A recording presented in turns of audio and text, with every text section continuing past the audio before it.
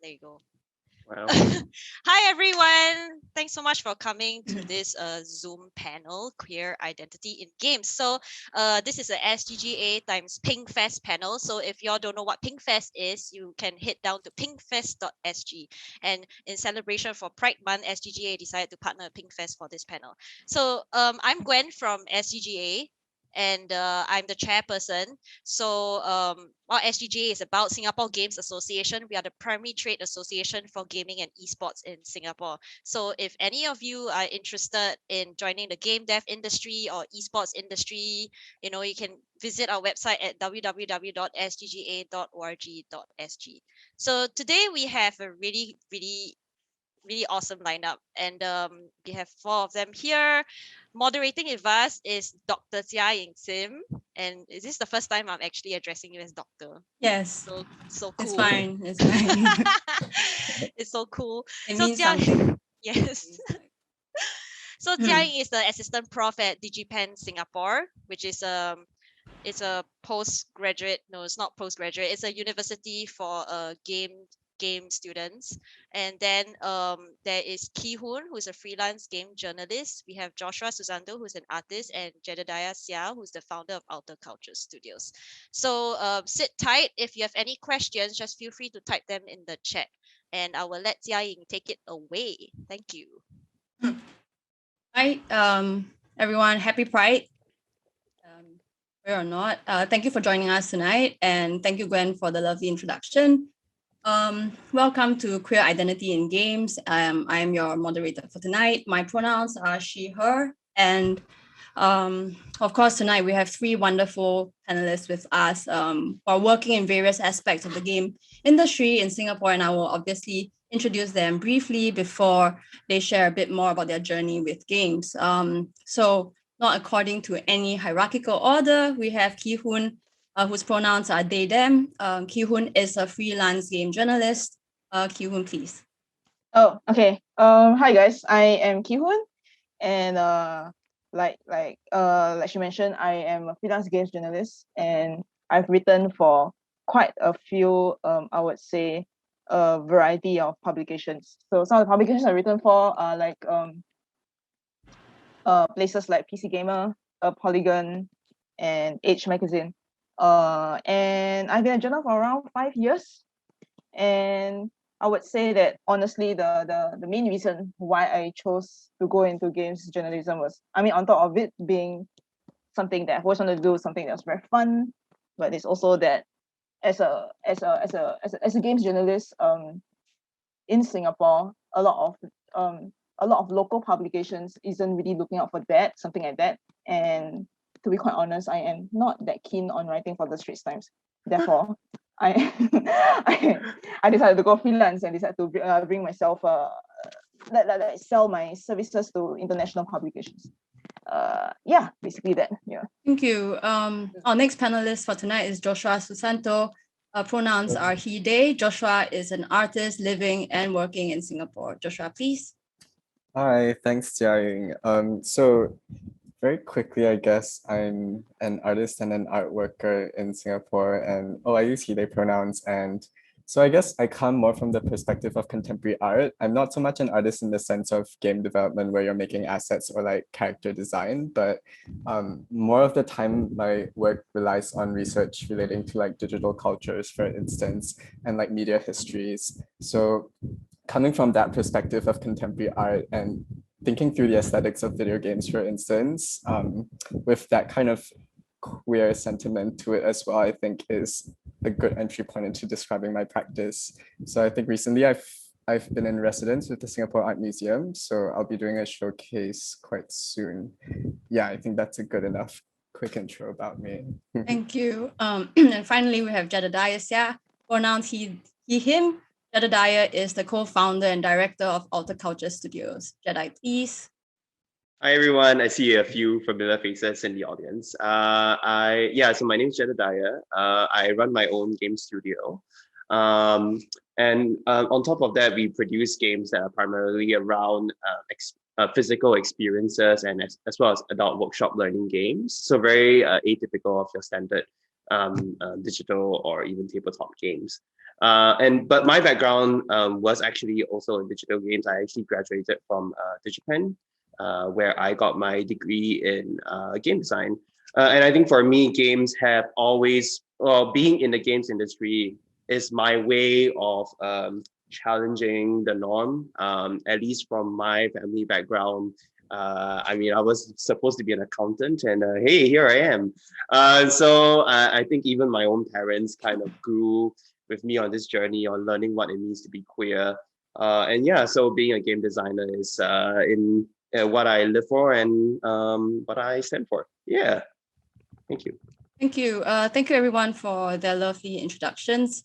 I'm just going to maybe talk about today's session a little bit and share the format. It's going to be quite conversational for the next hour. Our panelists will really be responding to my questions, and they'll be talking about queer identities in games, as Gwen has introduced to us. And after that, in the last half hour, our audience can ask questions in the chat. And, although, while they're talking, please feel free to type your questions and comments, and I'll read them out to our panelists later during the Q&A. So I guess to get us started, the topic of queerness is, I think we can all agree, is a really complex one. From the brief introductions, we can see that there are many different approaches to how we think about queerness. But historically, I think the term was used as a slur, right, against LGBTQIA people. And in recent years, it has been reclaimed by the LGBTQIA communities. And so today, I think this is where we begin, by reclaiming this term, rethinking what queerness means. And as an umbrella term, it broadly describes sexual and gender identities that are not straight or cisgender. And cisgender people are those people whose gender identity kind of aligned with their sex. So I think from this space, while broad and while this is a really broad term, I would like to ask maybe our panelists to share a little bit more about what queerness means to them and how they think queerness functions in relation to gender representations in games. You want to start first? Yeah, okay. Maybe I can just start first. So I think when it comes to queerness and identities in general, the first thing that people will think about is representation. And since we're talking about games, it's really about seeing people like us represented in the games we play. And if you're talking about it more broadly in terms of popular culture and media, seeing people like us being reflected on TV and in films and stuff like that. So I think most people here, if not all people here, will be quite familiar with the idea of representation, and what it consists of. But I think when it comes to games as well, because there's so much to games other than just seeing yourself reflected on it, you also want to see your own experience being reflected as well when you're talking about representation. And things like that can boil down to, like when you're playing games, it's a very immersive experience. So you want to make sure that things that you do or the things that you say in terms of dialogue, it's something that is also accurate to what you see yourself as a queer person.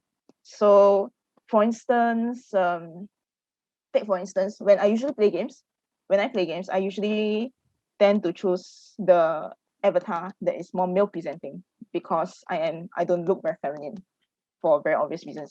And the thing is, a lot of female avatars that we see are usually very, very feminine, and I don't feel that it's something that represents me. But on the other hand, there's no such thing as something that is nicely non-binary, in the sense that it's not either male or female.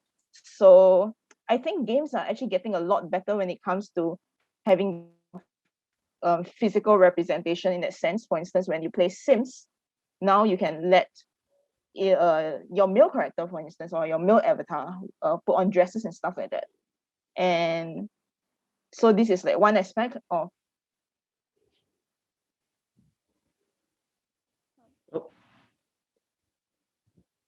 Am I connected? Sorry. Yes, you are. Okay, great. And another aspect of representation is also like I said earlier, the things that you do and the things that you feel. So I think one example that I can share is, the game Cyberpunk 2077. There isn't a really very gender specific experience that I will bring out here, but this relates a little bit more to race. Like for instance, when I was creating my own character in Cyberpunk, I was definitely trying to create someone who looks like me. And Cyberpunk, the whole thing about Cyberpunk 2077 is that you are able to customize so much aspects of your own avatar that you can even customize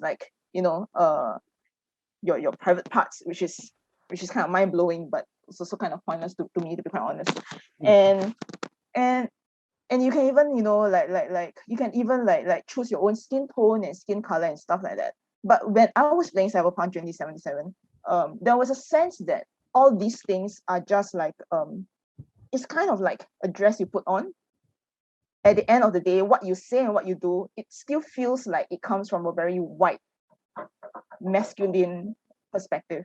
So again, that's also like when you talk about queer representation, certain experiences like this, they need to be a lot more in depth than just this very superficial like rainbow flags or wearing rainbow clothes and stuff like that. So I think this is something that we'll definitely talk about later on, but it's something like, for instance, queering game design and queering structures. And what that means is basically like trying to have a different present an alternative way of how you play your games. I have a pen here. Children are welcome. Don't worry, Yeah. very inclusive. Yes, of course. Yeah. Yeah. So that's, I mean, I can go on a lot about this, but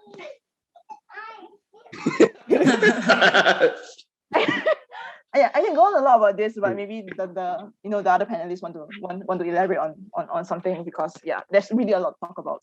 Thank you. Of course, 1 hour is not enough, but of course we'll just get everyone speaking, and then we can kind of tie everything together.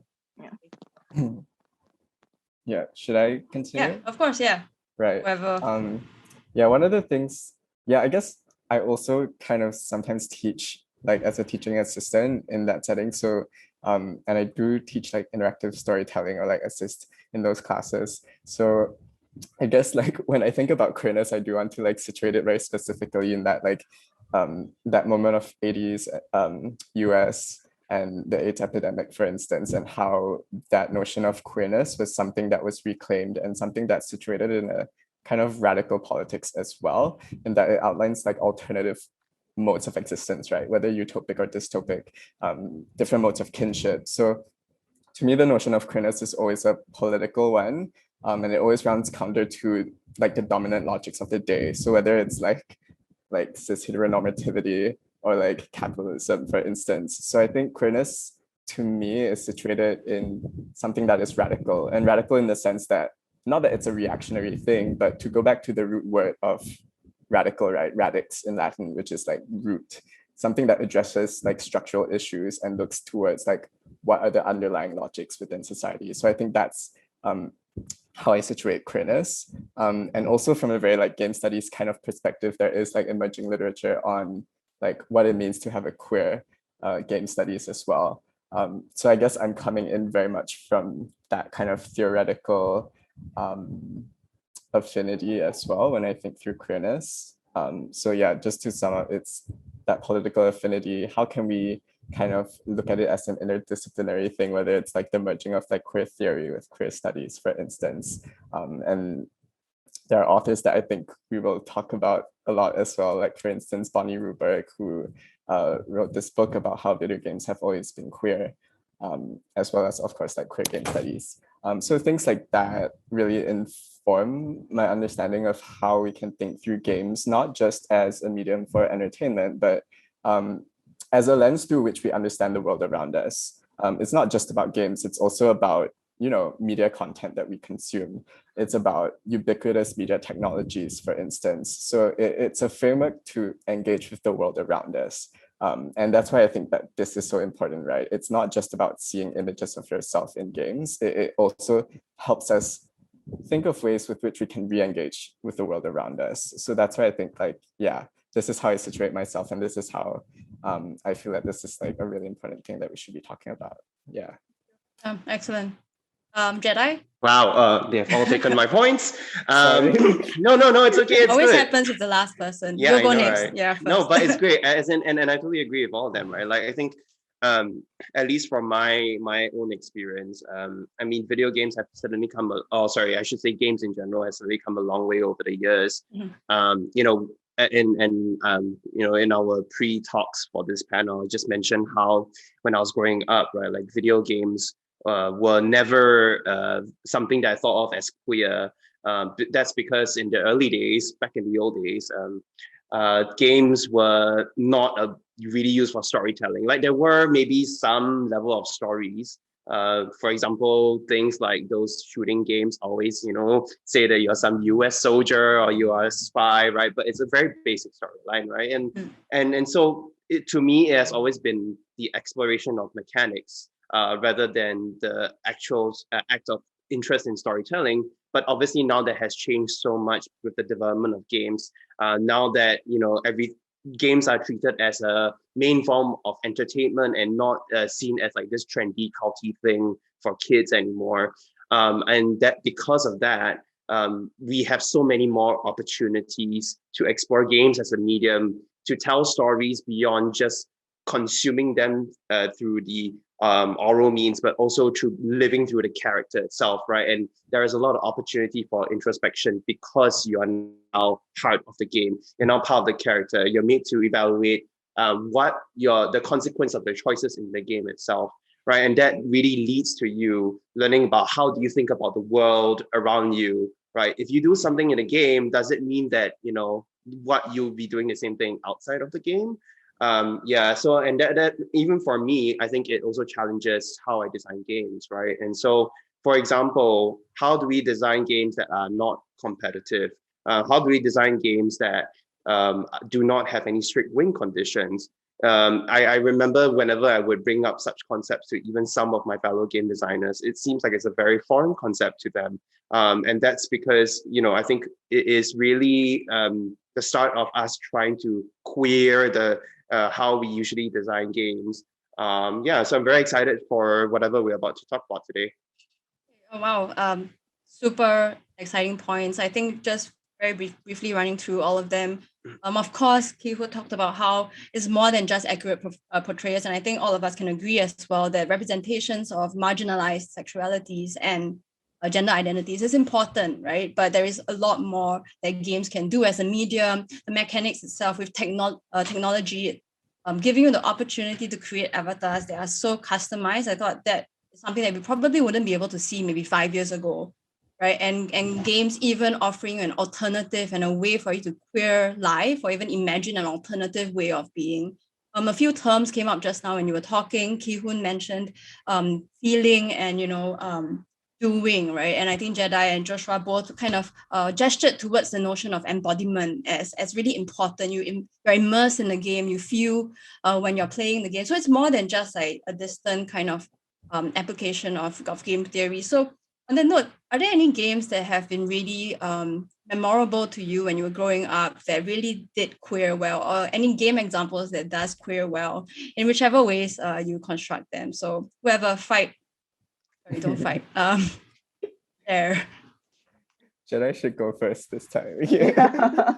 Oh, I fucked it up. Oh no, I dropped my fan. I was trying to be cool.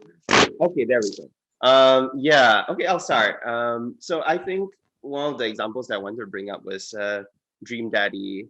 And I think like this is like the kind of like perfect textbook example of a queer game where it is so obviously queer on the surface. There's no doubt about it. It was made very recently, I think in about 2017, if I'm not wrong, right? And I think it's quite interesting because for me, I have never been a fan of dating games. Like growing up, like I would see dating games and I would just be like, why would anybody want to play this? It's all text and so boring. And I think part of the problem is also because I didn't see any of my favorite guys, my types, as it were, in any of those games, right?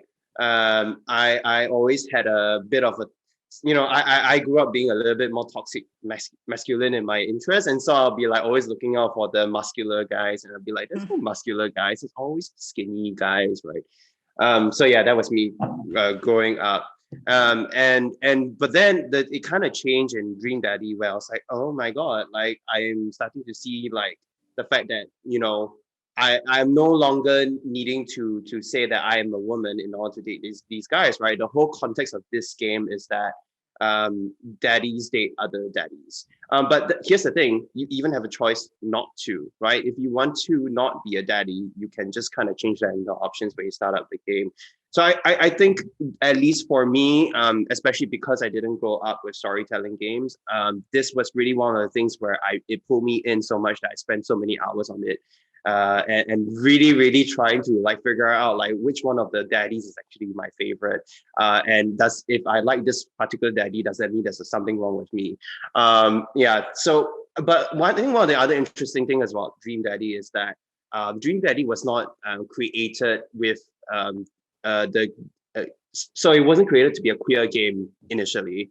It was created as one of those, like how there's always those boy love boy fanfics, right? Even way before the late 2000s. I mean, women should also always like stories about men loving other men, and that was created in that vein. So the creators didn't even intend for it to be a queer game, but it kind of just evolved into something like that because there was an opportunity for there to be representation, and it was quite interesting how the game was received. There was a very diverse range of opinions over the game. Some gay men said that this was a straight woman's version of a game, right? Of a gay game at least. And others just felt that it was a little bit of a caricature even.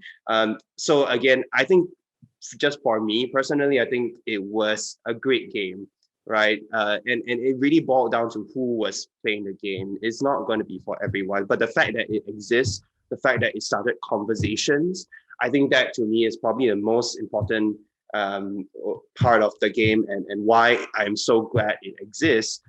Because like if anybody asks like, oh, what does a queer game look like? I'm just going to shove this game in your face and you can't deny it is, right? And I don't have to explain too much. So yeah, Dream Daddy is right up there of one of my favorites. Yeah. I'm really excited to see people download this game right after this. Yeah. I know. I think what you said just now about how some people find that some of the daddies in Dream Daddies are caricatures. Like some people will say that, and I think honestly, I think that is a very valid point to make. But the only way to make sure that there are more types, or there are more like different types of queer people, is simply to just have more queer people making games, or more queer people in games in general. So the best sort of representation is to just have more representation. And for me, I think one queer game that is very memorable to me and was also very personal to me was this game called Butterfly Soup. So Butterfly Soup is basically this visual novel where all the protagonists are not only queer, but they are also Asians. And I think two of them are Indians, if I'm not wrong. And one of them is Chinese, and the last one is Korean. So basically, the four of them, these four Asians, right? I would say queer Asians. They are at the end of the day, these the story is still very much I would say specific to Asian Americans' experiences. But of course, there are like with things about race and with things about queerness, there is definitely quite a bit of overlap. And so just a little bit about how the game goes. Visual novels are basically like think of it like an interactive story where you can talk to different people and you can choose specific dialogues so that you can choose how you react to certain things or react to certain people. And it's a little, not all visual novels are dating games, but a lot of visual novels are dating games. So in this case, Butterfly Soup is essentially a story of one queer teen who is basically trying to, is interested in another queer teen. And I think it's really amazing because not only is, when we think about queer video game characters, they're usually white people. And the idea that there is a video game which is so popular and they feature like Asians, it's just mind-blowing itself. But what is even more mind-blowing than this is also that even when we talk about Asian in games, they are usually just East Asians, which isn't enough. And the fact that we have two brown folks, like two Indians in this game, it's really, really groundbreaking. And I think that really, really seals the deal for me. Like, it's a really good game. Everybody should go and play it. And also because you can download it on itch like for free. Of course, you should pay the developer some money, of course, but it's free. Like, the barrier of entry is so low. You should just go and play it. And on top of that, the game is just really, really hilarious. So I don't know, it's so relatable, it's so hilarious, and I feel that everybody who, even if you're not queer, can definitely get something out of the whole experience. It's really good. Yeah. I have a question for you, out of curiosity, because I have not played the game before, right? Like, how is the subject of, I guess, queerness brought up through the characters? Like, is it something that was considered normalized, or did the characters have a discussion about it, about how they felt? Like, it's wrong. Like, what is the context of it? Queerness is something, I would say it's a little bit like hanging out with my own friends in Singapore. In the game, is it? In the game, it reflects my experiences hanging out with my own friends in Singapore. I see. In that sense, there is an idea that it is very realistic in a sense that there's an idea that there is quite a little bit of homophobia around. But because I'm still hanging out with friends who are definitely familiar and familiar with the idea of queerness, and also they are quite progressive. So in the sense that it is really realistic. And I think also because it's an Asian American experience, right? There is a lot of people talking about, there are definitely more American centric references, because I think, if I'm not wrong, the developer herself is Asian American. So yeah. But it is not like, it is not a tragic story at the end of the day. It is, which I think is very important, because when we talk about queer stories, especially in popular culture, a lot of it is always like extremely tragic, and it's something that I'm sure all of us don't want to see anymore, because it's really tiring to always look at queer people in the public in the public space and just think that the only kind of stories that we can have are really sad, tragic ones. I think there's a word for it. I think it's called fridging or something. So the whole idea of fridging is that, I think it's not fridging. I think I can't remember the exact phrase for it. But basically the whole idea is that there's a lot of queer stories that are very tragic, and it's very tiring to see these stories all the time, and Butterfly Soup is not one of them. It is definitely a story that is funny, is hilarious, and it generally has a happy ending. Yeah. Yes, bury your troops. Bury your gays. Yes, exactly. That's the one. Yeah. Nice. Yeah, I really love several of the points that was brought up. I think when Jed, you were talking about, these so-called archetypes or stereotypes that are present even in like Dream Daddies and the kind of critique that you can see from that. And then Ki-Hoon's follow up with like, yeah, maybe it's not just about representation and the degree of what these archetypes or categories that these identities can fall into, but it's also about the industry itself, and having diversity reflected in the industry itself, such that these narratives can kind of breathe and unravel in like their own ways. So I was thinking of the idea of like strategic essentialism, for instance, which is like when you kind of like, this isn't the most complex or nuanced way of representing something, but for the sake of getting the foot in the door, you kind of let that happen. And of course, there's always critique against that as well, right? Like, we want more nuanced and complicated representations that don't necessarily fit within these narrative paradigms. So yeah, that's one of the arguments that I was thinking about.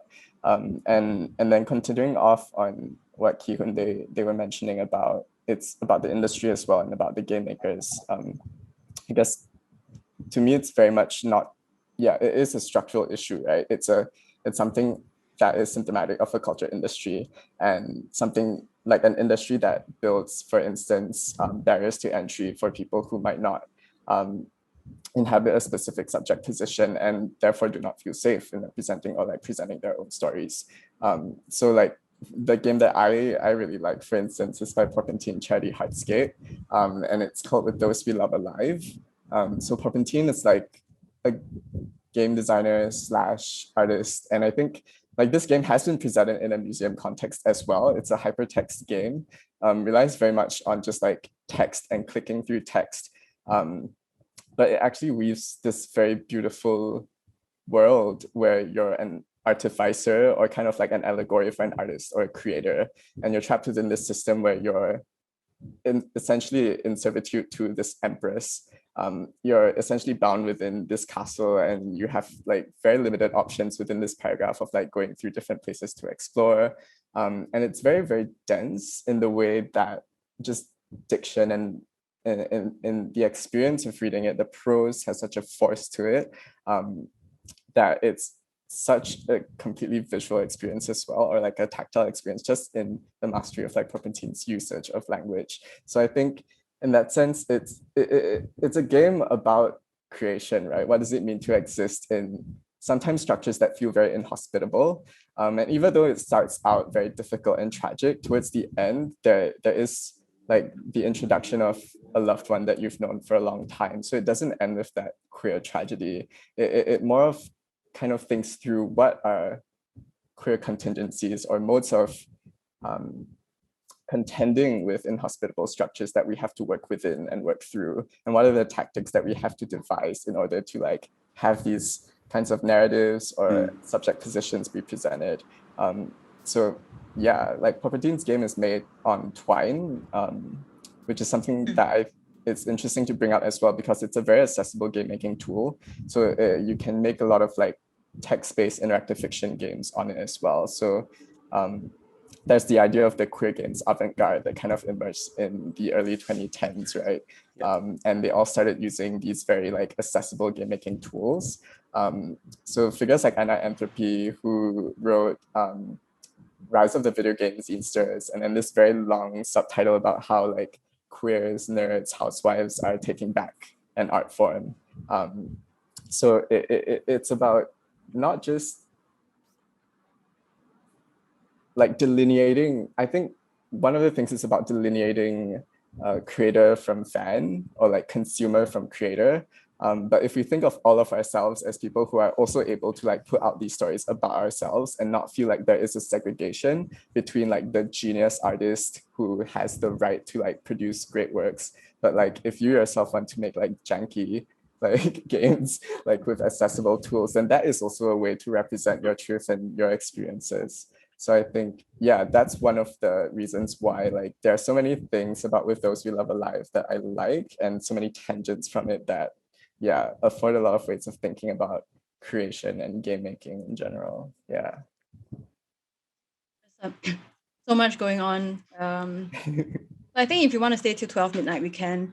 But I think, I mean, one of the few things that really caught my attention listening to all of you share these like really informative bits of stuff is the fact that queer desire is normalized, right? We get a sense that queer people have agency to lead very normal lives, whether or not it's hanging out with friends, whether or not it's having a queer possibility, a queer future that can be imagined, that they don't die, right? Of course, but I'm sick of having queer people die on me while I'm watching them. And of course, having that kind of really painful existence as well. It's kind of tied to certain caricatures that have to first be made before, I think Joshua was saying, before the barriers to entry can be broken. And I think this really reminds me of how queer is really a mode of activism, right? There's a sense of it always being an act of resistance, something that's always trying to, whether or not it's reactionary is not really the point here, but there's always a way of getting access, right? And I think the games that are recommended here, the fact that they are free suggests that, you know, anyone can have access to this game. And it's very different from a capitalist driven sort of way, but you have to pay a certain amount to even try and experience what it means to have a queer story be told. And I thought it was really interesting to kind of reclaim queerness as a normal and kind of normalizing it through game tropes. I think this is also a trend that we're seeing in the latest years, right? In the past 5 years, more queer game producers are coming out with great works, and there are more like people joining playing games themselves. I wonder if in your own industries, in game journalism, in art and digital cultures, as well as game production itself, do you see a huge kind of a big difference from like maybe today as compared to 5 years ago? And how do you imagine queer games kind of progressing from here? Very long questions with a lot of comments. I mean, I can start first lah. Yeah. Just claim it. I mean, for me, I feel that there is a very, I would say, it's as if I'm living in two different sides. I'm of the world. So, for instance, what I meant by this is that, for instance, a lot of my work as a journalist, I tend to do it on a very global platform, and I tend to write for international publications. So, international publications, for instance, they are obviously very open to talking about gay stuff and queer stuff. And I think one of the most important publications, I would say, that is actually covering queerness, gay stuff in games, is actually a gaming magazine. I'm not sure whether you guys have heard of it, but if you haven't, you guys should go and try it out. Not try it out, but check it out. And I mean, on top of this as well, a lot of other publications like Polygon, PC Gamer, they are all very, very like they talking about queerness on those platforms is actually pretty normalized. As opposed to, for instance, if I wanted to cover the same sort of stories around queerness for publication in Singapore, like the Straits Times, that is never going to be possible. It's called the Straits Times. Yeah. Yeah. It's never going to be possible. And I think that is also one of the reasons why I chose to write for international publications. It's just that there's a lot more things that I can talk about, and there's a lot more things I can discuss without being censored. Yeah.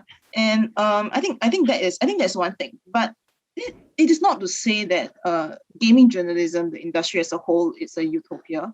I think there's really a lot of things that we need to work on as an industry. And for me, I'm just talking about it from the journalism perspective. For example, the games community, the people who play games, gamers and players, they are very, very hostile against anybody who is, well, not straight and not white. Yes, and yeah, they're basically very, like, to them, the default character or the default player is someone who is white, cisgender male. And I think a lot of my peers and myself as well, and when we write about things like queerness, we tend to get a lot of backlash. One of the articles that I've written for Polygon, I think, was about the Bury Your Gays trope for about Life is Strange. If you haven't played Life is Strange yet, you should play it. But they do have a very, very, very a lot of people consider Life is Strange as a queer game.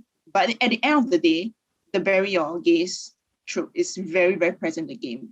And when I wrote about that, I really got a huge amount of backlash. And it is something that we see a lot when writing about things like that in games. On top of that, I think the whole idea of representation in games as well is usually, again, very white-centric. And it's not only just white-centric, but it's also like you have to fit a certain kind of stereotype, a certain kind of look. So there is a lot of things to work on, I feel, for the industry.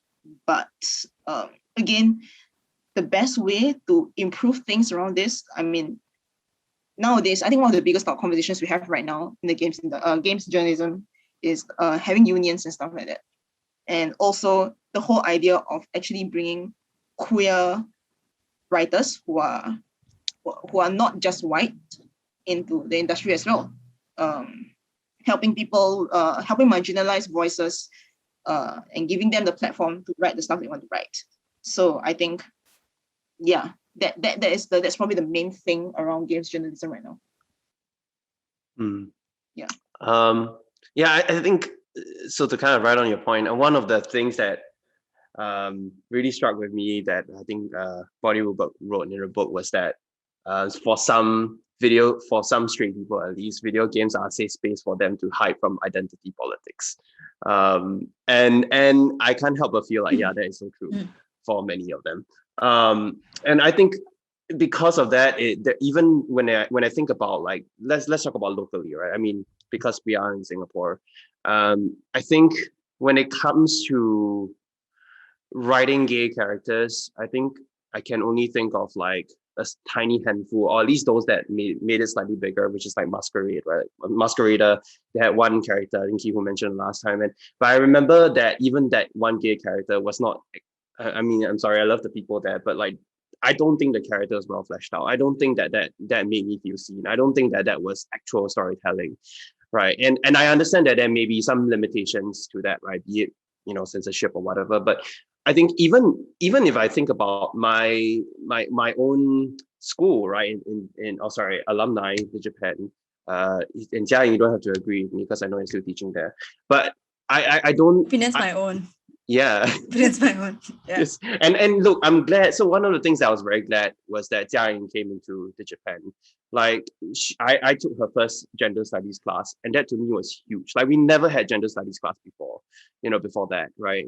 And that kind of led me to actually like be here today. If it weren't for her class, I don't think I'll be here.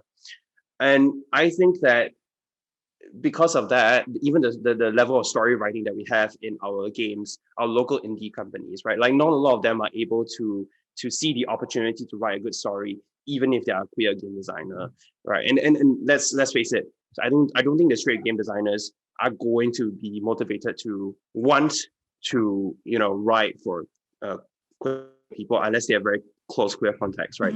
And so because of that, I think it's a bit of a pity that, despite the fact that we have a lot of games overseas with so much queer representation, yes, they are in different shades, right? But over here in Singapore, I'm still struggling to find people who are interested to write these stories. And I often find myself looking outwards of the games industry, in the art scene, to kind of collaborate with us game designers, because unfortunately, I think they know how to write better queer stories than the game designers, right? I'm not saying that it's anyone's fault. I do think that the systems for even educating game designers in Singapore, is kind of responsible for the type of games that we have right now in the indie industry. But on the plus side, again, because Digipen is taking the right steps by hiring people like Jiaying, for example, I have hope, right? I think that more and more people will be exposed to such topics, and hopefully more straight people will start to see that, hey, maybe we should start talking to more gay people and hear their stories and help them tell it as well. So yeah, yes. Yeah. I think for myself, it's really great to hear like talking about reaching out to people like beyond the games industry as well. I guess coming from the context of contemporary art and kind of talking around or about the games industry, it's like I don't feel like I can properly represent either like sphere completely, but it's always been kind of that sense of thinking of contemporary art and the games industry as kind of like these parallel culture industries essentially, or like creative industries, because so many of the questions that you ask yourself as a creator, and this is if you're thinking of yourself as an artist, as like a game designer, as a game developer, as someone who is an artist as well, right? And I think that's a depending on like what school of thought you inhabit, whether like games are products or like technical products that you are refining, or whether they're like art forms that you are trying to like develop, that is entirely dependent on the game developer as well, right?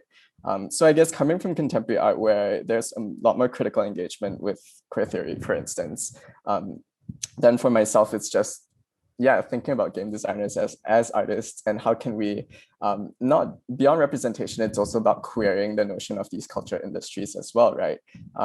Because when we think about gamers, I think there's always that very rooted sense of the gamer as a very toxic kind of construction, right, of identity, where it's generally, as I think we've already mentioned, like male and white, for instance, and of a certain class as well.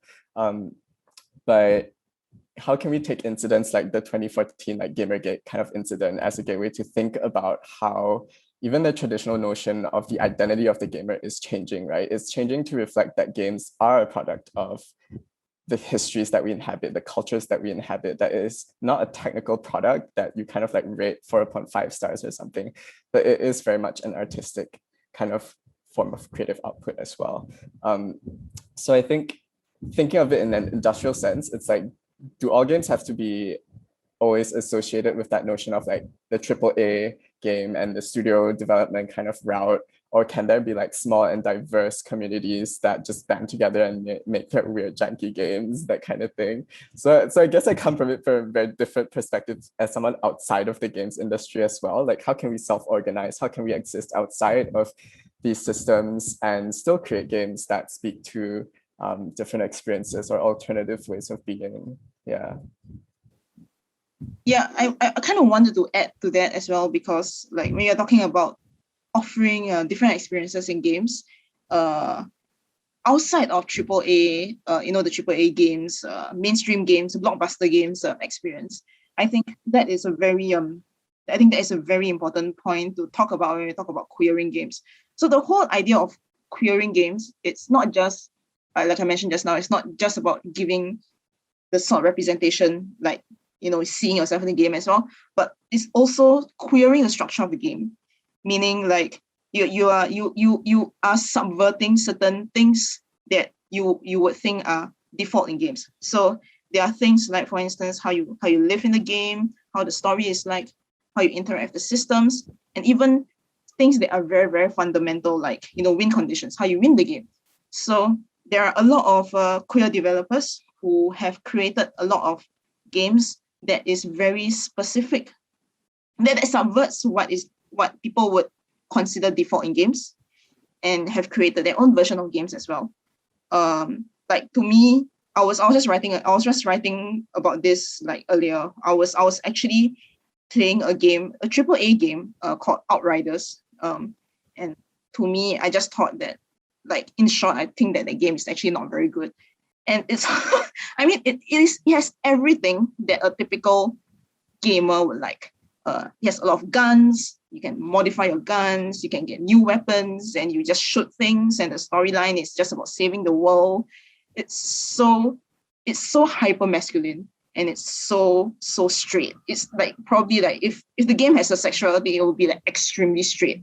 So this is what I mean about like queering designs. It's about exploring alternative ways of being and of living. And of course, this is something that has been brought up like a lot of times in books about queer studies and queer game design. Like for video games have always been queer. That book, I think that book is probably like our Bible for queer game design. Yes. Yeah. So it's things like that about subverting what is default in games. And it's also about allowing queer developers who may not usually have the sort of resources to learn how to make I would say a AAA, a mainstream game, coding and all that kind of stuff, giving them the accessibility and the different kind of softwares to make games that really accurately reflect their experiences. So a lot of software that lets you make games very, very easily. It's available now, and a lot of them are actually free, which is great. Like for instance, I myself, I'm learning how to make games myself, and I'm using something called Bitsy, which is really, really easy to use. And I think that's one really good way of learning to make your own game. Another one is, of course, Twine, which was mentioned earlier. And other things are like, if you want to make your own visual novel, for instance, I think there is this the software to make visual novels is called Ren'Py, if I'm correct. So it's things like that. It's about making game making more accessible. That is really important to queering design, and ultimately goes a really long way into amplifying queer representation, but not just queer representation but also marginalized voices. So we're talking about, across races, across classes, and things like that. So that is something that is very important to me. Yeah. Great summary. I don't need to work already. But I think I just have a few comments. Of course, I think in Singapore, the big question when it comes to media cultures is always censorship. I don't even think I should say it out loud. But I think with censorship, obviously, then we find ways around that kind of restrictions, the kind of work we can present about like our own lived experiences. And I think this is what I love about the internet, right? You kind of can get away with censorship in your ways of being global. And we have that kind of accessibility, which I hope we find a way to protect that kind of space. But on that note as well, it's also the space where trolls can exist. And I think speaking of trolls, Gwen will have you know that she had to make sure that we protect this space so that we don't have anyone coming in to flash their vaginas, and things like that, just because they wanted to, mess things up a little bit. And I think I do agree as well that games should be more than just like representations of, and I think everyone's also maybe sick of having so many guns in the game equals to like such a good game, right? Instead of stars, they should be, giving reviews based on like guns, like 5 guns rating. And so I think if you think about querying, I think for me, it's more than just querying game content, but it's also querying the form of game, right? What we think is a game, how a game should look like, and what makes a game good, right? I think the goodness of game is also what can be queer in terms of having more queer persons join these kind of production spaces and having accessibility in making games, whether or not you have been trained as a coder or whether or not you know the mechanics behind making a game. I find that it's really, really exciting. And of course, then it comes to this really big question that people might be thinking, so why we need to make queer inclusive games, right? Is there a responsibility for gamers or game producers to do that? Can't we just have a game? I just want to hold a gun. Right? I mean, obviously, this is the big question. Maybe I just pass this question to you all. Thanks.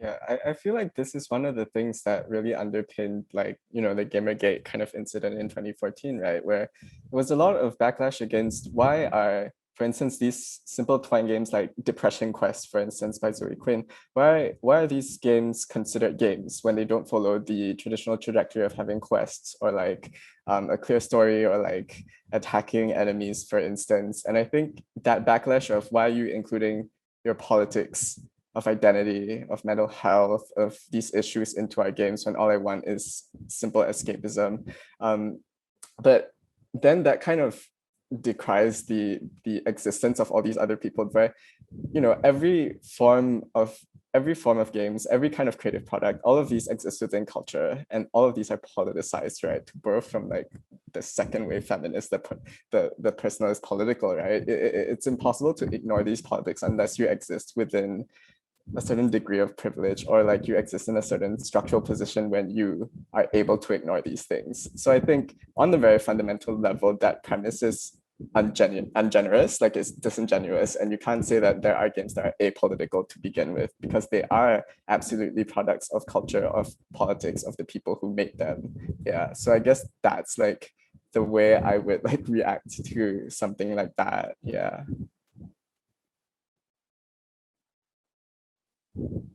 I think Jedi should speak because he hasn't spoken for a while. Jedi speak.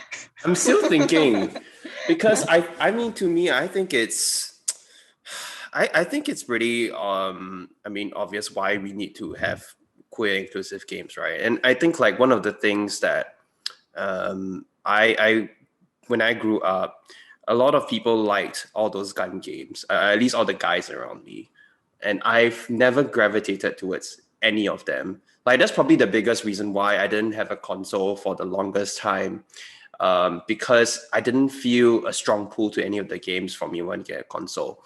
In fact, my first console game that I actually got was for the PlayStation 1. But my first game was Dance Dance Revolution. And like, so I literally like bought the dance mat and I think I was like 10 and you can see me dancing to Butterfly. Very gay song. Anyway, so like, I think that's also like the reason, why even till today, I still have an aversion towards those sorts of games. And I will always see people highly reviewing them.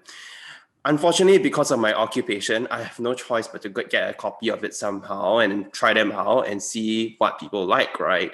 And I would often go, oh my God, this is so mind-numbing, I think, right? But I don't want to say it to my many straight friends that love the game, right? Because I don't want it to make them feel bad about it, because I understand that this is what they grew up with.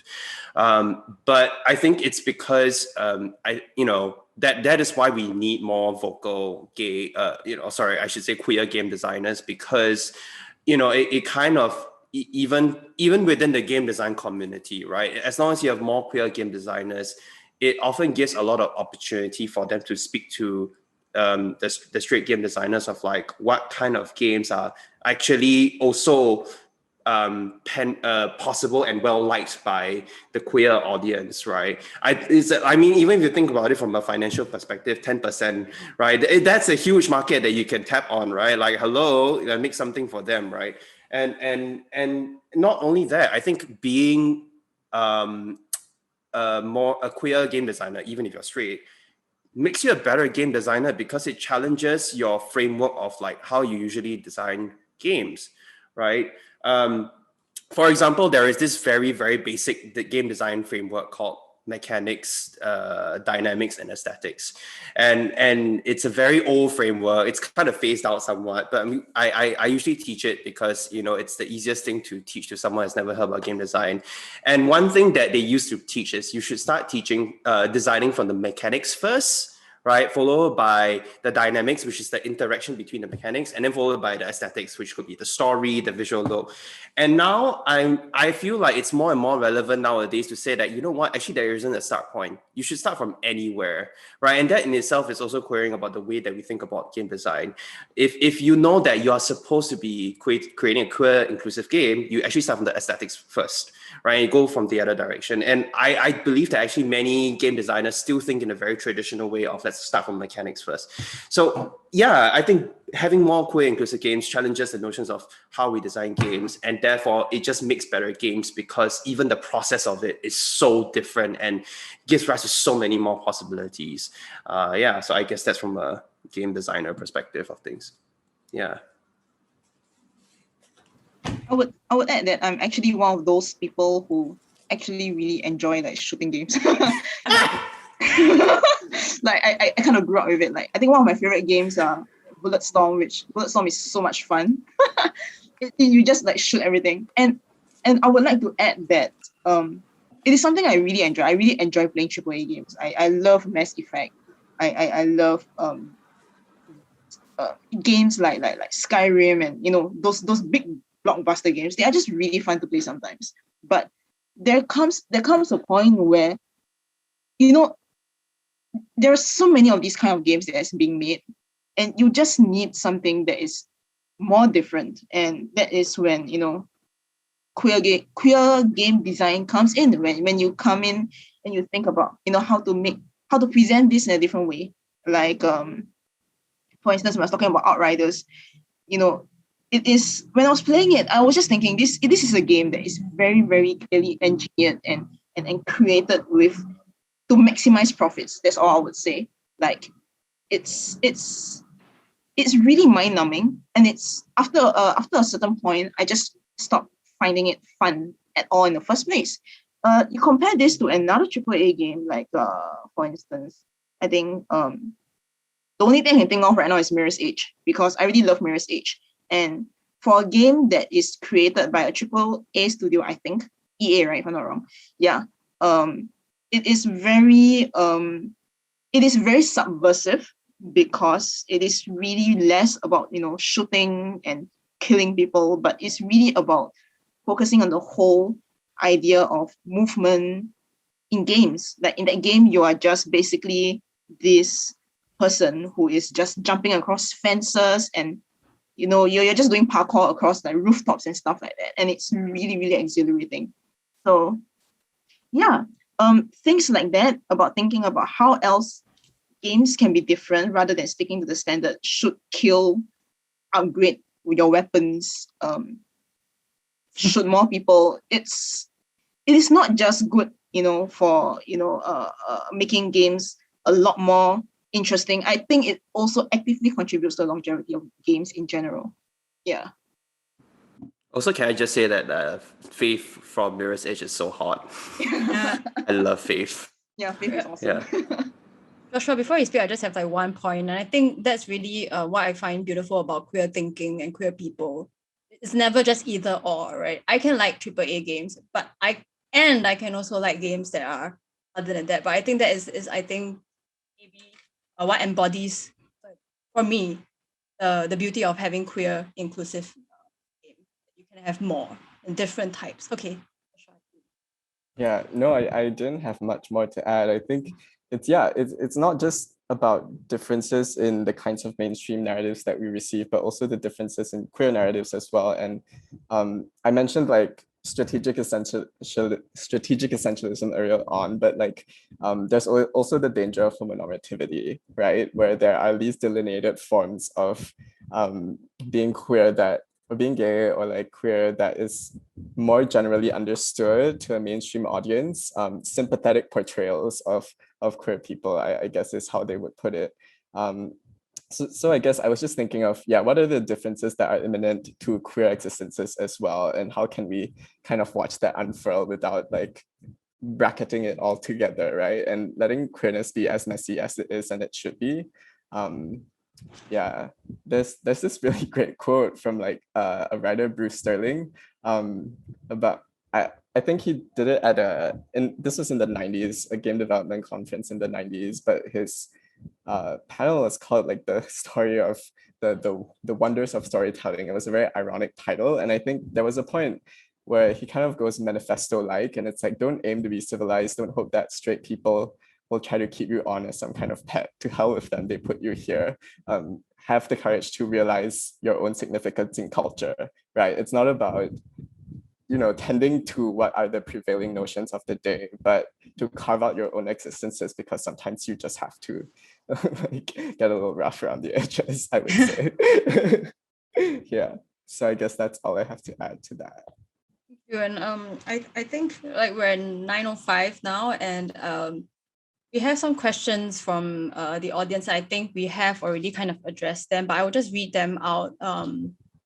So anyone who wants to answer can kind of chime in. We have a question from Masked Sound, Amanda, who asked, what is everyone's take on queer representation just for the sake of representation? And given that representation in games is still very white-centric, very queer representation in games is still very white-centric, what do you wish more game developers do to bring in more queer people of color characters without doing it just for the sake of representation? So with that question in mind, right? I'll just break down that question to several parts.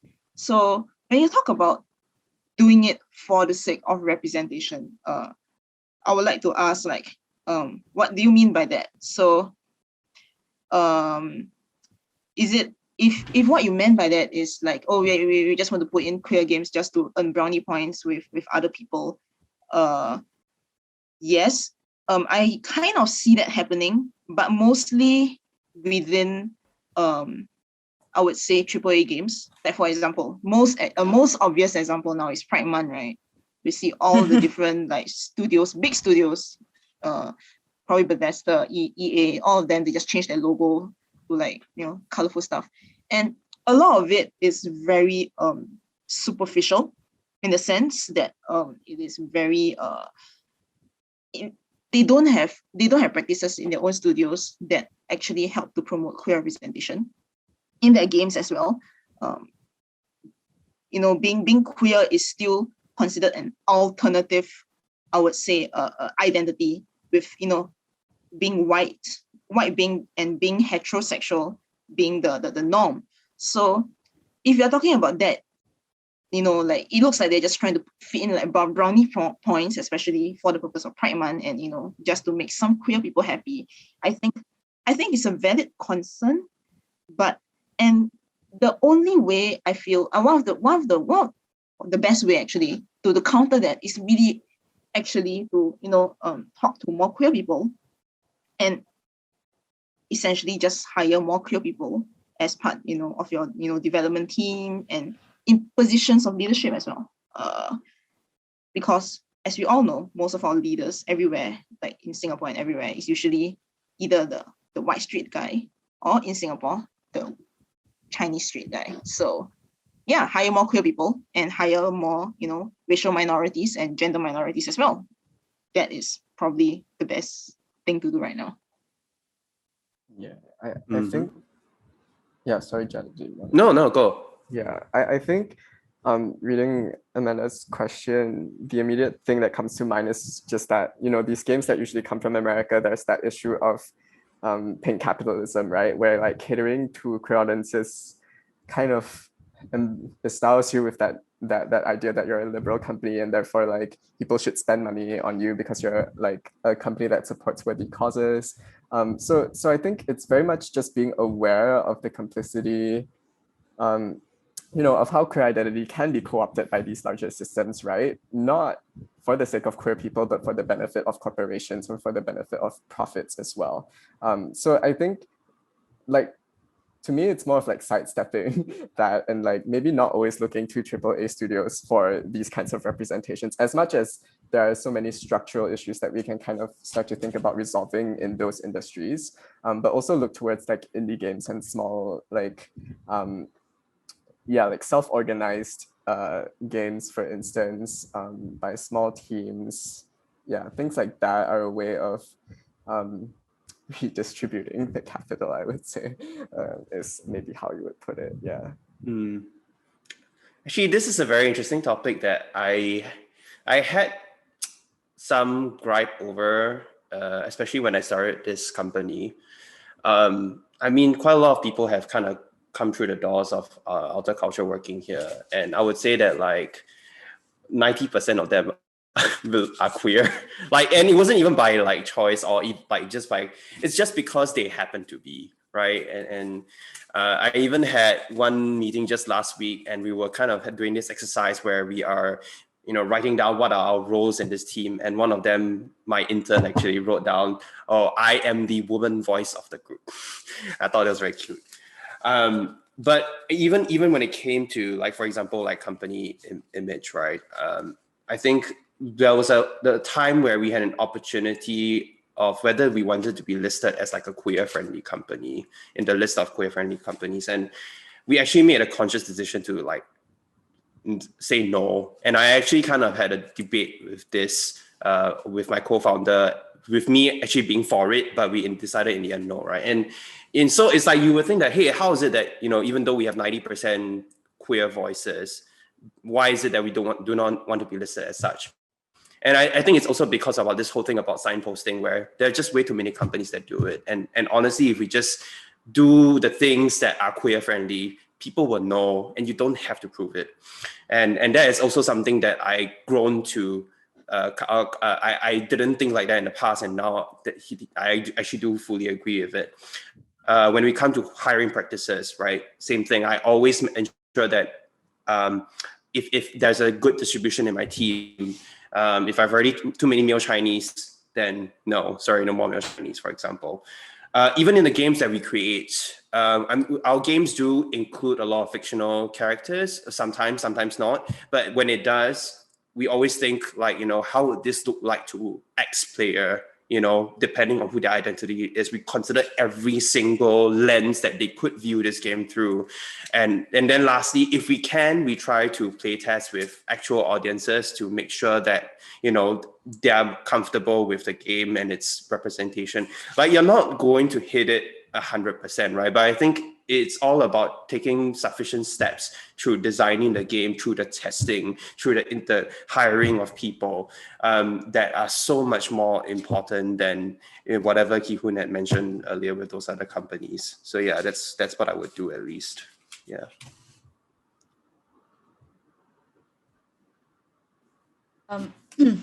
Right. I think that was a lot to think about, and it is true. The pink dollar is what a lot of companies actually end up capitalizing on. I couldn't help but think about the grassroots quality of like queer game making, right? Decentering from the AAA studios, a little bit like filmmaking, where you move away from studio productions and you look for the kind of like third cinema, you look for independent filmmakers' work that the internet kind of allows us to have access to. We have a question from Harry, who asks, regarding writing queer characters, I've been told to disregard that and just write like normal people instead of structuring their entire identity around their queerness. Would that be a more acceptable way to write queer characters?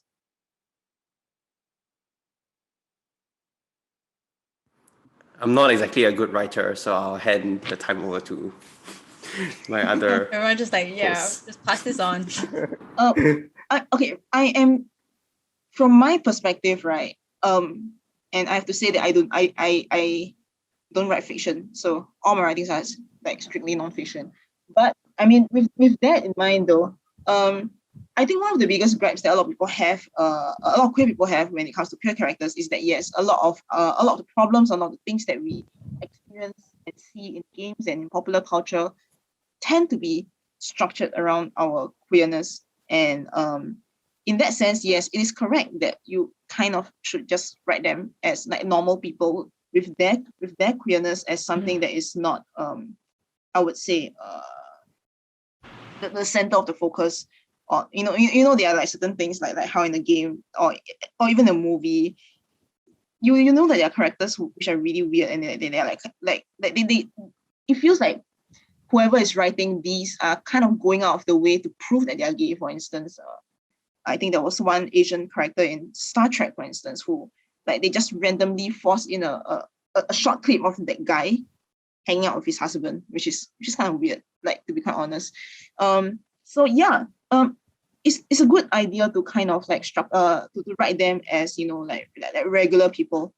So I don't think that advice is wrong, but at the same time also, it is not that you can't write about queer people as someone who is not queer, but at the end of the day, it is still always a good idea to give more queer people the platform to write about their queer experiences. So, and of course, this is not something that I would. It is not a criticism or like me knocking down your point. Obviously, seeing more queer fictional characters is great, but if I put it from another example, let's say if I'm writing a novel about my experiences living in Singapore, and I write my main character as someone who is a Malay queer person, and that is kind of odd because I'll never know what it's like to be Malay, and it is probably better for me to amplify voices that are that of people that belong to that community or belong to that sort of identity. So I would say that the answer to this question is just it's more than just that. Yes, characters should not be defined by their queerness, but at the same time also there are certain parts of people, about queer people, that you will never be able to understand unless you're queer yourself. Yeah. Yeah, I guess I don't really have much to add on as well because I don't feel like I write characters in that way, or like I don't ever think about it in that way, and the things that I write are heavily abstracted as well. So but when I think about it, it's also like, what is normal, right? When you say write normal people, like what does that even mean to begin with? So I guess maybe just decentering that and just recognizing the specificity in every individual as well. Whether or not queer, I think there are certain inflections that are informed by just culture, context, and history. And maybe that's the best way to go about it instead of, rooting it down to a specific like identitarian category. Yeah. So that's pretty much all I have to add to that. Oh, I wanted to add that I actually know of people who are like queer consultants. So like sensitivity readers, I think, or sensitivity consultants. So I have I have some friends who are like white friends who are writing about queer and non-white experiences in a game. So like for example that they wanted to write about having another character who is Asian, for instance, and they're not Asian. So sometimes people do hire sensitivity consultants to see if this is something that they should do, something they shouldn't do. So I'm not sure whether that's something that's really common for narrative writers in Singapore, but that could be something that you can think about exploring as well. Yeah. And I think in terms of, I'm just thinking that this advice might have come from a place where you want to resist having an essentialist idea of what being queer means. And usually if you do that, you end up writing very flat characters, and maybe you present them in a very stereotypical manner. And I think like queer subjectivities, as with any kind of subjectivity, is complex, right? Like what Joshua said, it is historical, it is cultural. There are so many different layers. It's even socio-economical in the construction as well. And I thought Ki-hoon's suggestion to ask people who are queer to share their stories and do the research is the same thing that I tell my students. If you want to write about a rabbit, learn everything you can about a rabbit and study it well, study this topic well. Because that is, I think, being fair to the act of writing about a subject, right? And I think this ties in with Ryan's question about are there any games that go beyond simply including and normalizing queer characters?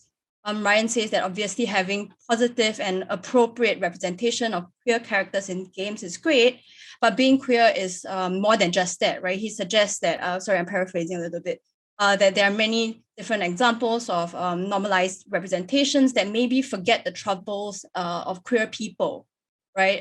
That will face in a cishet world and the struggles that people will face as a queer person. And so do any of the panelists know of games that might have gone beyond normalization in trying to queer a game? And what did they do and what can we learn from it? Thank you for the question. Okay, so there's one game that I played which I wouldn't say is like, so I assume your question is more like, is there any games that accurately reflect the sort of pain and struggles that queer people go through? So I think a lot of what people think associate with being queer is really usually about being pain, which is really about tragedy and painful and suffering and all that kind of stuff.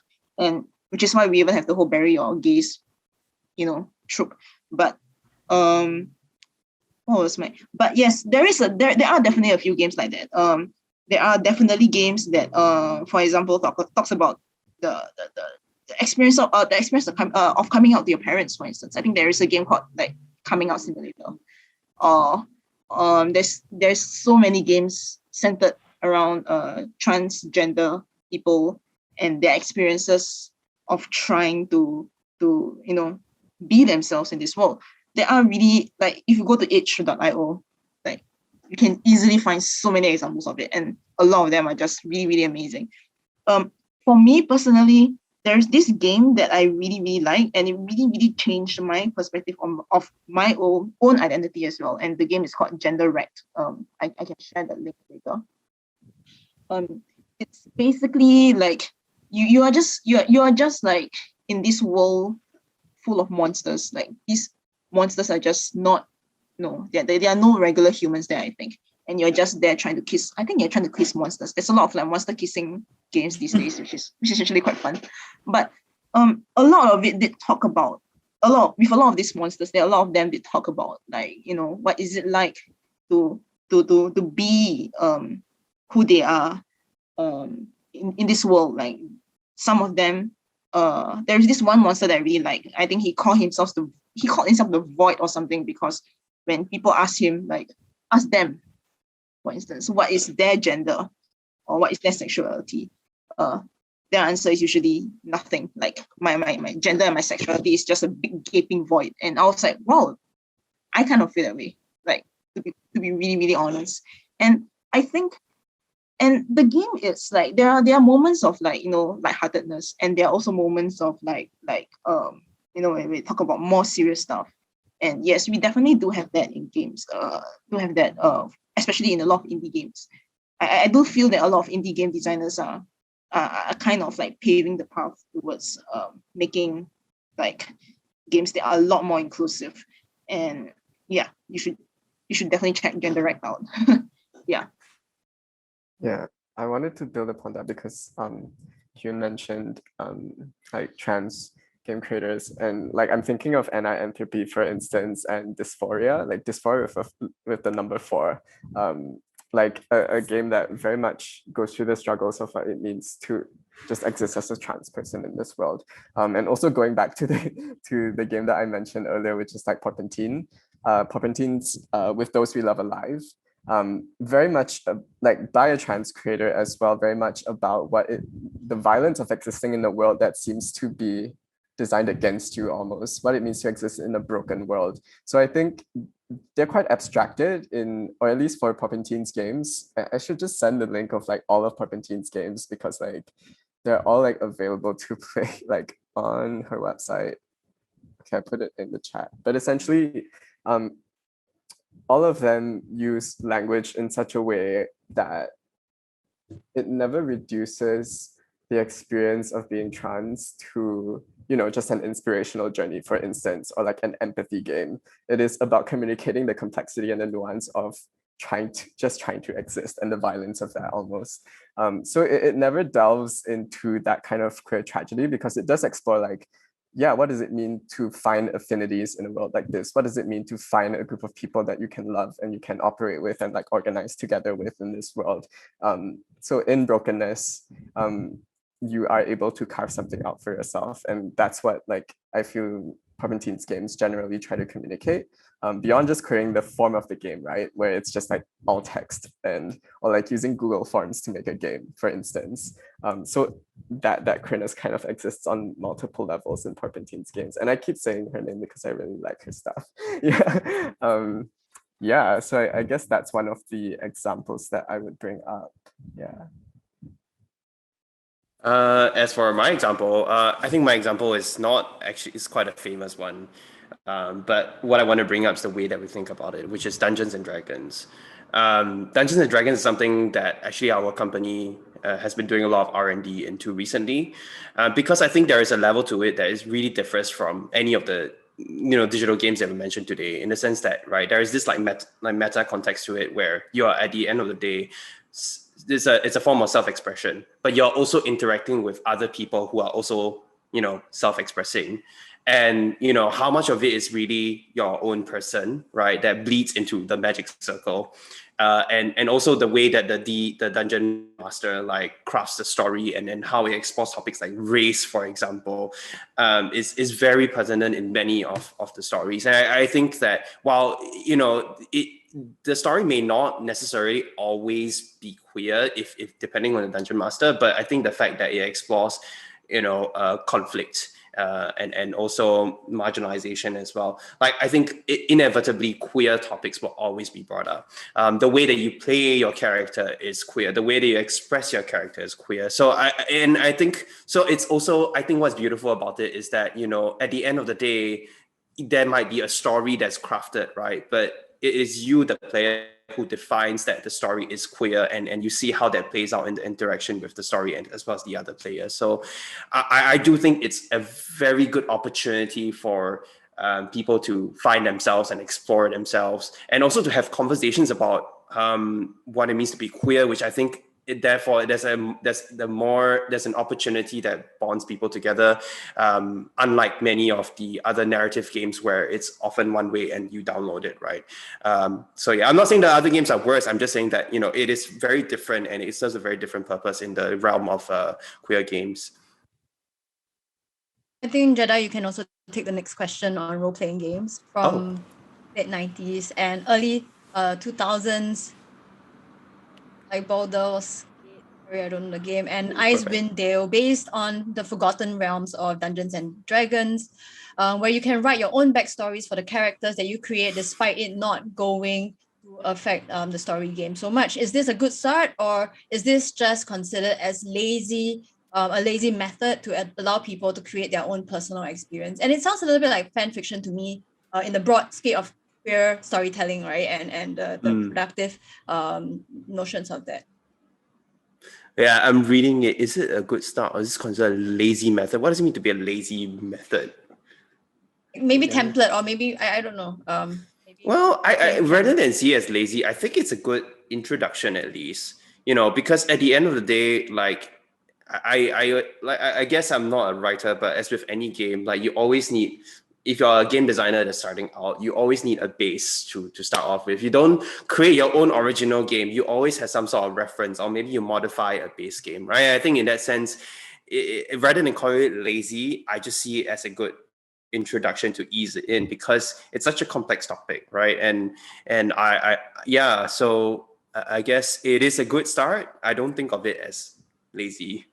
Yes. I actually wanted to add to that, because I can see like it probably is a completely unintended effect of like allowing character customization and allowing people to insert themselves in their own ways, right? It was probably never intended in that way. Maybe it was. I'm not too sure specifically about how it was developed. But also maybe it just speaks to queer resourcefulness and the ability to kind of like hack or glitch like the existing narratives and kind of, you know, read queer coded characters, for instance. Because when Jiaying was talking about like what are some games you grew up with, I think about like Kingdom Hearts and thinking about like Sora and Riku as like the couple as opposed to like being with Kairi, for instance. So things like that, like queer coded characters, I think that adds another shade to this discussion, right, about queer representation, where if traditionally there wasn't the space to see that, queer people have kind of made ways for it to happen, whether in like fan fiction or, you know, their own theories about certain characters as well. So yeah, maybe to turn that into just thinking about the resourcefulness of what we can do as well. Oh, sorry. Actually, I wanted to ask also, Hakim, like, because I don't think I've ever played Baldur's Gate or Icewind Dale, and so I'm not quite sure like what was the medium of like how you created your character. Was it something like you typed in and then like, you know, it kind of manifested, or like, you know, how did it come up? What was the medium of writing your story? So I think that's the part where I don't know how to answer, because I don't know that part of the game as well. I have not played these two games specifically, but I have played games that are based on D&D, like video games that are based on D&D, and I think there are like you can just type in your backstory, like for instance like how do you grow up, like write a little bit more. So usually for me, because I'm lazy, I just go straight to the game. But there are people, for instance, who write actually quite elaborate backstories that literally just type it out. There's like a text form or something, you can just type it out. Yeah. I see. Okay, cool. Yeah. I think for me, I think it's really just a matter of like, you know, role playing basically, and role playing is actually like a very big thing for a lot of games. Like I think there are like some MMOs that I played last time where people like they really take their roles very seriously, even though like for example like a specific game that you a character that you embody, it's pretty much like it's like a shell. They're not very well developed in the sense that there isn't a lot of backstory to the character, but there are players who are very particular about, you know, role playing them and embodying them, and it's something that I think a lot of queer players do as well. And so I think that is just another way of allowing queer players, and actually just all players in general, if they want to embody a certain identity, or they just really want to role play, it's just like another way of allowing them to do it. Yeah. Which kind of reminds me about, you know, reading queer, quite queer reading or something. So there are a lot of games that are not explicitly queer, but a lot of queer players, when they see them, they tend to do the kind of they tend to interpret those games as something that is queer. So I think one very I think it's an example that was cited quite a few times is there's this game called Octodad. Basically, the whole point is that you are octopus pretending to be a human, and it's Octodad, yeah, and it's a hilarious game. But I think for a lot of trans people, the whole idea of Octodad about wanting to, you know, pass off as human, it's very similar to the trans experience of wanting to pass off as the gender that you want to be. So that is, I think, one example of like queer reading into a game that is not explicitly queer. But I do know that I think that the game is actually quite popular among a lot of queer gamers, basically. Yeah.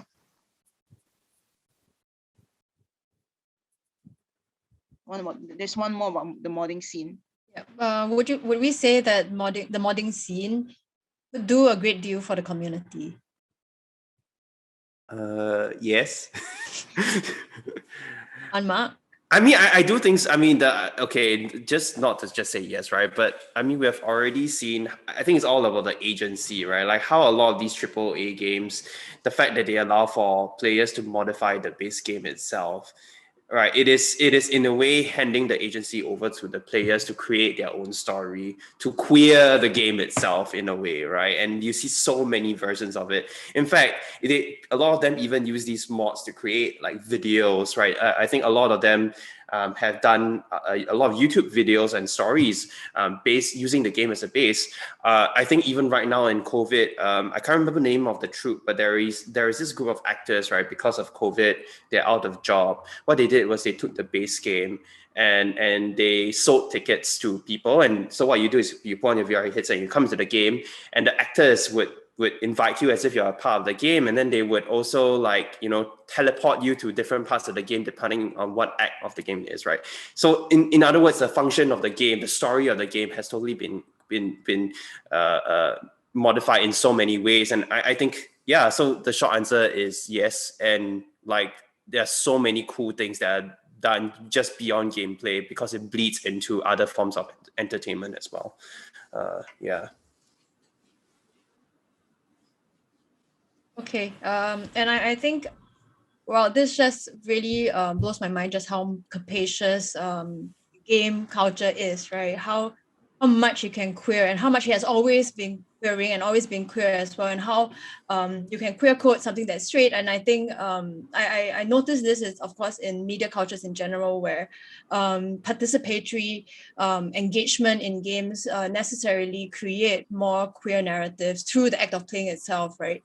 And unfortunately, we have come to the end of our panel, and I think I have enjoyed learning a lot from all of you tonight.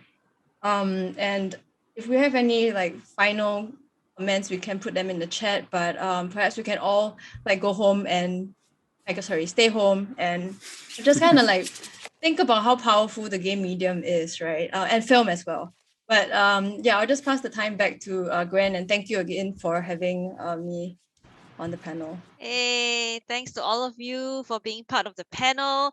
Maybe because like some of you really, really love us, and like there's still 30 people here. So for those of you who have works to show, because I know some of you prepared slides and stuff like that, please do share your works, you know, let people know how to find you. I think that'll be great. Right. Well, I was the one who prepared slides, but it was more of like contingency if we ran out of things to talk about. So I won't like make the entire thing about me. But Just do it. Yeah, maybe I'll Do just it. send a link for like I'm doing something with the Singapore Art Museum. So I'll just send a link for that if you want to keep track of like my practice. Yeah, but otherwise, yeah, I'm glad that we could have this Thanks. conversation. Jedi, Ki-hoon, Jiaying, if you want to put your socials, I know Jiaying, you're very proud of your Twitter account. I have now 30 followers. Okay, I Well think that's great. done. I have like such a plus my only fan. I think I now have 34, so I'm pretty pleased. Yeah, I'm on Twitter. If you want to listen to my thoughts. That's all. Yeah, can you write down your Twitter? Oh, it's just my name. Can you link? Maybe I will have like 2 more followers. Okay, wait. If you don't want to Sorry. link, I'm going to link for you. Shit. I guess for myself, if anybody is interested in doing games, like you don't even have to be a game designer and you just want to, you know, do something different with the medium of games, feel free to apply to Outer Culture Studios. We're always looking for people to work with us and just expand what games can do. So yeah, find me at Outer Culture Studios. Thank you. Okay, great. Any parting words, or we can go off and get drunk on a Friday night? Yes. Okay, thank you so much, everyone, and all the panelists, Jiaying, Jedi, Ki-hoon, Joshua. Thanks so much for being part of this, and thank you, everyone, all the participants that are asking questions and listening on. All right, I'll catch you all next time. See you. Thank you. Bye. Hi.